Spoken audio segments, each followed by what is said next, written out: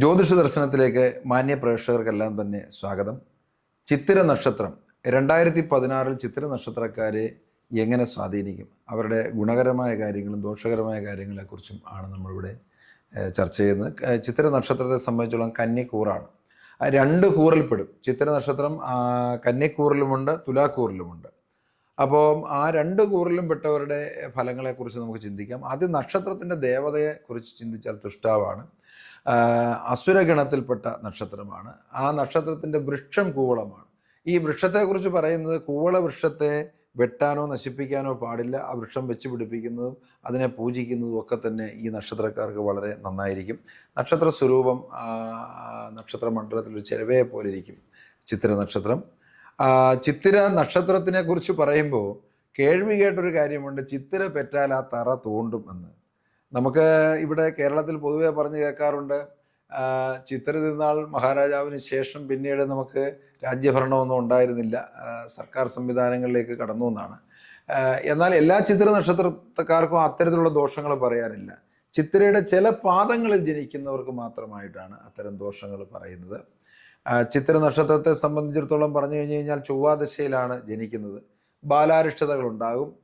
വളരെ ഊർജ്ജസ്വലമായി ഉള്ള പ്രവർത്തനം, നമുക്ക് ആകർഷണീയത തോന്നുന്ന രീതിയിലുള്ള വാക്കും പ്രവൃത്തിയും പ്രവർത്തന പാഠവും കാണിക്കാൻ കഴിയുന്ന നക്ഷത്രക്കാരാണ് ചിത്തിര നാളിൽപ്പെട്ടവർ. അതുപോലെ തന്നെ സാമ്പത്തിക ഇടപാടുകളിലും മറ്റു തരത്തിലുള്ള സൗഹാർദ്ദങ്ങളിലും ഒക്കെ തന്നെ ഒരു സത്യസന്ധത പുലർത്തുകയും നീതി പുലർത്തുകയും ചെയ്യുന്നതിൽ കൂടുതലും ചിത്തിര നക്ഷത്രത്തിൽപ്പെട്ടവരാണ്. ചിത്തിര നക്ഷത്രക്കാരെ സംബന്ധിച്ചിടത്തോളം ഇപ്പോൾ ആദ്യം തന്നെ നമുക്ക് കന്നിക്കൂറിൽപ്പെട്ട ചിത്തിര നാളുകാരെ സംബന്ധിച്ച് ചിന്തിച്ചാൽ അവർക്കിപ്പോൾ കണ്ടകശനി ദോഷമുണ്ട്. ആ കണ്ടകശനി ദോഷം എന്ന് പറയുമ്പോഴത്തേക്കും അവരുടെ കർമ്മത്തെ, അത് പ്രവൃത്തി സ്ഥാനത്തെ ബാധിക്കും.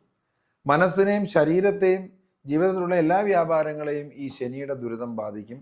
എന്നാൽ അവർക്ക് ആശ്വാസകരമായിട്ടുള്ളത് കർമ്മസ്ഥാനത്ത് നിൽക്കുന്ന വ്യാഴമാണ്. അപ്പോൾ തൊഴിൽ മേഖലകളിലൊക്കെ തന്നെ നമുക്ക് ഒരു അഭിവൃദ്ധി ഉണ്ടാകാനും തൊഴിലിലൂടെ വരുമാനം ഉണ്ടാകാനും പുതിയ തൊഴിൽ സംരംഭങ്ങൾ ആരംഭിക്കാനും ഒക്കെ സാധിക്കും.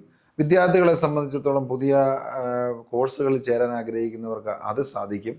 വിദേശങ്ങളിലേക്ക് പോകാൻ ആഗ്രഹിക്കുന്നവർക്ക് ഈ ദോഷത്തിന് കുറേ പരിഹാരം കാണേണ്ടതായിട്ടുണ്ട്. അത് ചെയ്യേണ്ടത് നവഗ്രഹ പൂജ തന്നെ നടത്തുക എന്നുള്ളത്. എല്ലാ മാസവും ചിത്തിര നക്ഷത്രം വരുന്ന ദിവസം നവഗ്രഹ പൂജ നടത്തുക.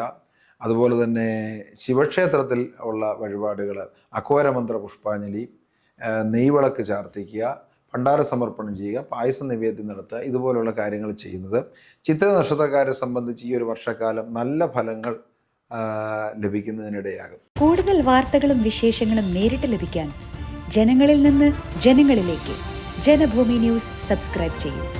ബെൽ ബട്ടൺ അമർത്താനും മറക്കരുത്.